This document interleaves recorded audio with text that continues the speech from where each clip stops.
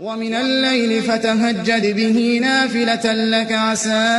أن يبعثك ربك مقاما محمودا وقل رب أدخلني مدخل صدق وأخرجني مخرج صدق واجعل لي من لدنك سلطانا نصيرا وقل جاء الحق وزهق الباطل إن الباطل كان زهوقا وننزل من القرآن ما هو شفاء